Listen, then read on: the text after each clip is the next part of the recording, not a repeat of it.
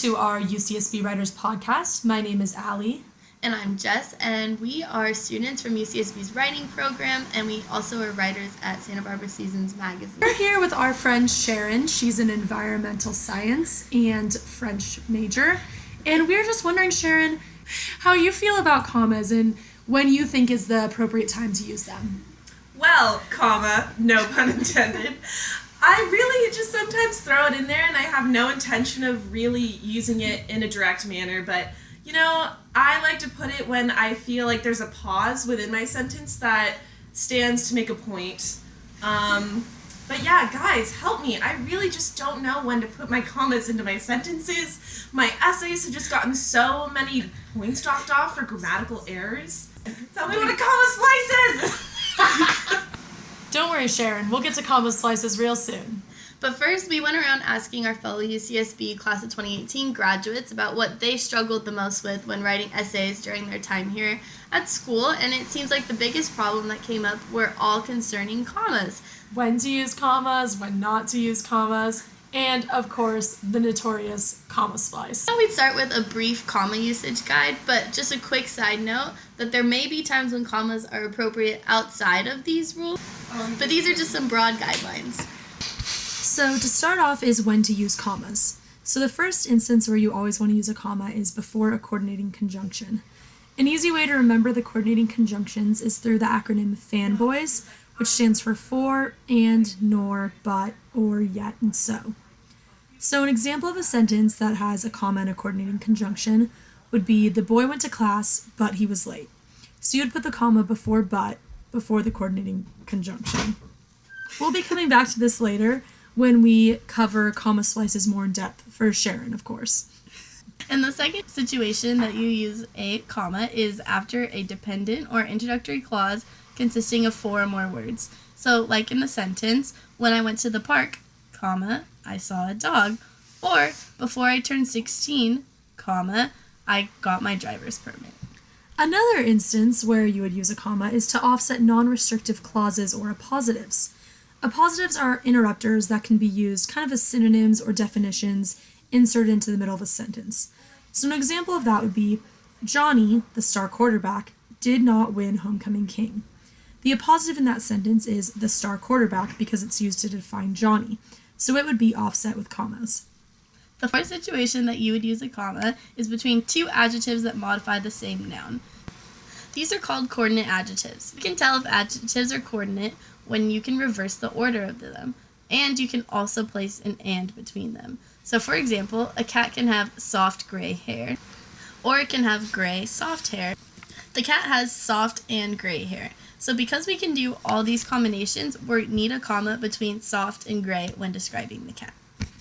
Finally, we have reason number 5. Pretty much everyone knows that you always need to put comma in between items of a list. For example, if you said, today at the grocery store, we're going to buy apples, oranges, kombucha, and spinach, you need commas between each of those items. Now, not everyone is the same, but in general, you also would put the comma before the and in the list. This is the Oxford comma. I'm a full supporter of the Oxford comma. However, different places have different style guides, so not everyone needs you to use them, so you always need to be wary. Now we're going to move on to some common comma errors. So the first thing is you do not need to use a comma before indirect quotations. So like in the sentence, my mom said that she was coming at noon. Your mom didn't directly say that in the moment, so you won't need a comma after said. But if the sentence said, I'm coming at noon, my mom said, then you would put I'm coming at noon in quotations with a comma after noon. Another instance where you do not need a comma is when items in a list are separated by or. For example, in the sentence, I want to buy a dress or a skirt or a romper, you don't need commas in between these items. Sometimes this can also be said with and. However, there are exceptions, such as with the Oxford comma. And the third situation where you don't need a comma is between correlative conjunctions. So these are neither nor, not only but also, either or. So an example of this would be the sentence, I wanted to learn to ride either a skateboard or a bike. You don't need a comma in between skateboard and or. Okay, so you don't need a comma to separate sentences with subjects that take multiple verbs. For example, in the sentence, she went for a run and biked to the grocery store, the subject she takes both the verbs went and biked, so there doesn't need to be a comma separating the clauses. And when there's a dependent clause following an independent clause at the end of a sentence, you don't need a comma to separate the two.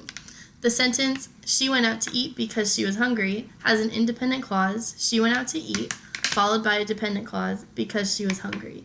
There's no need to use a comma to separate between the two.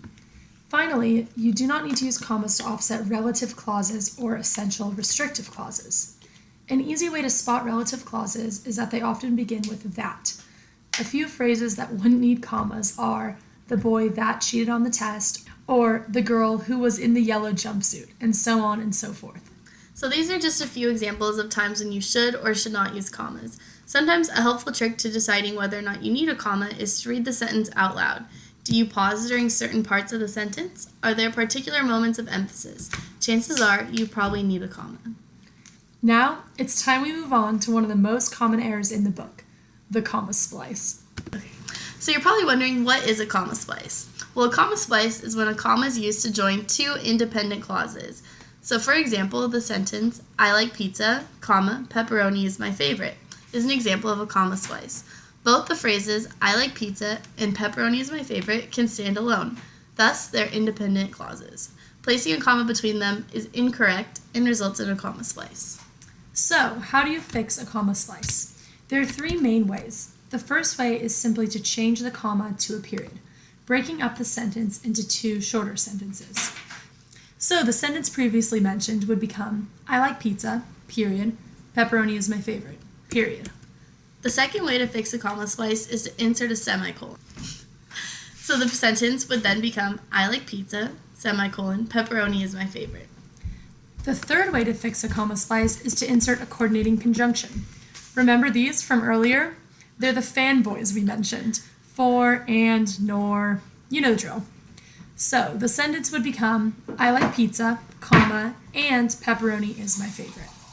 Those are just some of the most common ways to fix comma splices. However, there are also a few other options.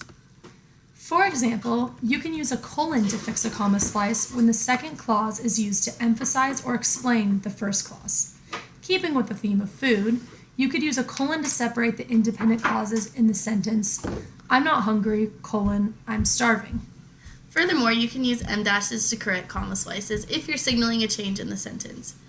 So, for example, Sharon's favorite pizza topping is anchovies, em dash, she's gross. This sentence can use an em dash because the tone shifts from informative to judgmental. Now, as we were doing this little blurb, we had a friend come by, and he actually had a very valid question to ask. So what is the difference between a comma splice and a run-on sentence? Funny enough, the two are extremely similar. The only real difference between a comma splice and a run-on is the comma itself.